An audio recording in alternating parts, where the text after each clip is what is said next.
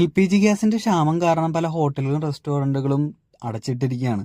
Chicking പോലുള്ള ചില കടകൾ മാത്രമേ തുറന്നിട്ടുള്ളൂ. അപ്പം നമ്മൾ ചിക്കിങ്ങിൽ നിന്ന് എന്തെങ്കിലും ഓർഡർ ചെയ്ത് കഴിക്കാമെന്ന് വിചാരിച്ചു. അങ്ങനെ ഓർഡർ ചെയ്ത് കൊണ്ടുവന്ന സാധനമാണ് എൻ്റെ ഈ കയ്യിലിരിക്കുന്നത്.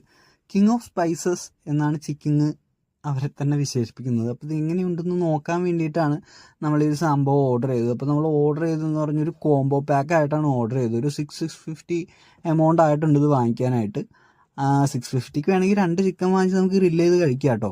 പക്ഷേ നമ്മൾ ഓർഡർ ചെയ്ത ആ ഒരു ഇതിലുണ്ടായിരുന്നത് 5 വിങ്സും പിന്നെ ഒരു 5 ചിക്കൻ പീസ് എന്നാണ് അവർ പറഞ്ഞത്. പക്ഷെ നമുക്ക് കിട്ടിയത് ചിക്കൻ പീസ് തന്നെയാണ്. പക്ഷേ അതിനകത്ത് 3 ചെറിയ കാലും പിന്നെ വേറെ 2 പീസുമാണ് ഉണ്ടായിരുന്നത്. അപ്പോൾ നമ്മളിത് കഴിച്ചു നോക്കാമെന്ന് വിചാരിച്ചു. നമുക്ക് ഇതിൻ്റെ ഒപ്പം പിന്നെ 2 ഗാർലിക് പേസ്റ്റ് കിട്ടിയിട്ടുണ്ടായിരുന്നു. അതും എങ്ങനെയുണ്ടെന്ന് ഞാൻ കഴിച്ചു നോക്കിയിട്ട് പറയാം. അപ്പോൾ നമുക്കിത് കഴിച്ചു നോക്കാം. ഞാൻ ആദ്യം വിങ്സ് ആണ് എടുത്തത്. ഒരു വിങ്സ് എടുത്ത് ഞാൻ ഗാർലിക് പേസ്റ്റിൽ പയ്യെ മുക്കിയിട്ട് ഒന്ന് കഴിച്ച് നോക്കി. സംഭവം അടിപൊളിയായിരുന്നു.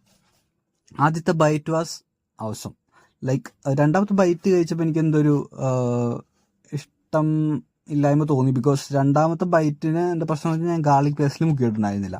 അപ്പോൾ ഇത് വെറുതെ കഴിക്കുമ്പോൾ വലിയ ഒരു നോർമൽ ടേസ്റ്റാണ്. പക്ഷേ ഗാർലിക് പേസ്റ്റിൽ മുക്കി നമ്മളിത് കഴിക്കുമ്പോൾ ഗൈസ്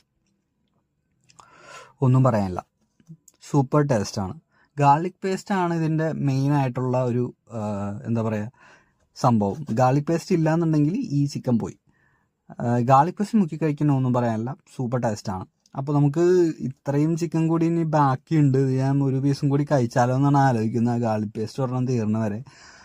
അപ്പോൾ ഞാൻ കുറച്ച് എടുത്ത് കഴിച്ചു. കുറച്ച് പീസൊക്കെ ഇങ്ങനെ കിള്ളിക്കളയേണ്ട വന്നു. ഇതിനകത്ത് മറ്റേ ഒരു ഗ്രിൽഡ് ചിക്കൻ ആയതുകൊണ്ട് അവിടെ ഇവിടെ കരിഞ്ഞിരിപ്പുണ്ടായിരുന്നു.